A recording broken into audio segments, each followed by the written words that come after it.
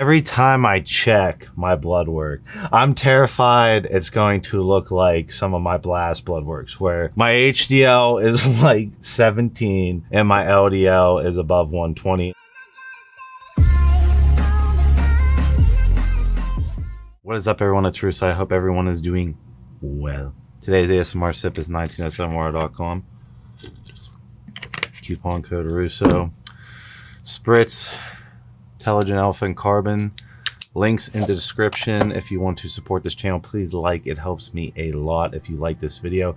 Today I'm going to be talking about the one side effect that you cannot ignore even on hormone replacement therapy. That's cholesterol, right? There's no way to avoid a higher risk for cardiovascular disease when using HRT. You will always see a cholesterol skew in your blood work. Does this really matter in the short term?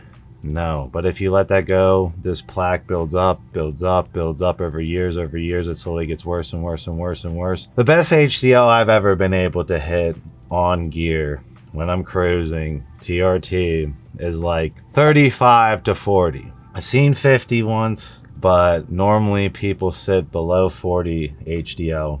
And the LDL is either out of control based on their diet and lifestyle factors, or the LDL is kept in check, right? We want to keep that LDL in check because we already know the HDL, the good cholesterol, is going to take a hit. That is the big side effect that no one talks about, right? Is that even on HRT, you're going to be fighting this cholesterol battle all the time. Now, there are statins like natural statin, red yeast rice supplement, and then there's also stuff like GW 501, 516 cardarine that are going to help with the HDL, and you can obviously modulate it with other things. But over the course of time on HRT, TRT, you will notice your LDL rises easily and your HDL does not budge above 40, 50. Whereas completely natural guy can have an HDL of 50 to 100 with really good LDL and just perfect cholesterol, and you're never really facing any of that bullshit of constantly, like, every time I check my blood work,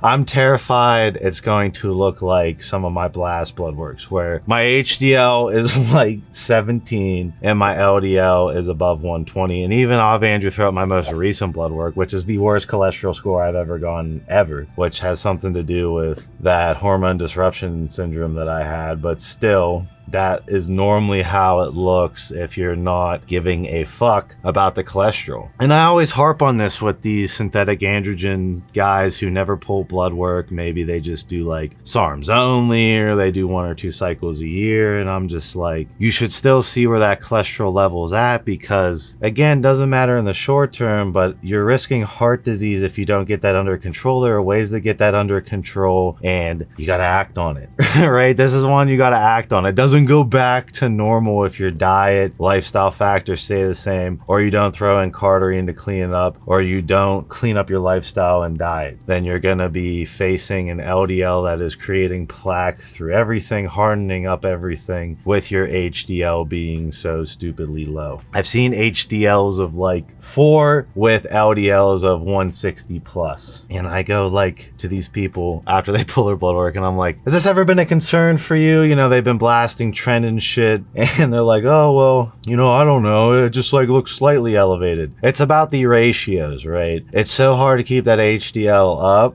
and it's so easy for the LDL to go out of control. When you're completely natural, your HDL is like locked at 60 plus, and your LDL is real easy to keep into control. This is the big side effect of HRT that can be micromanaged, but you can't let it get away from you. Right? You can't ignore it. You can't be these guys who come pull their blood work for the first time after they're all fucked up to me, and I see their HDL in the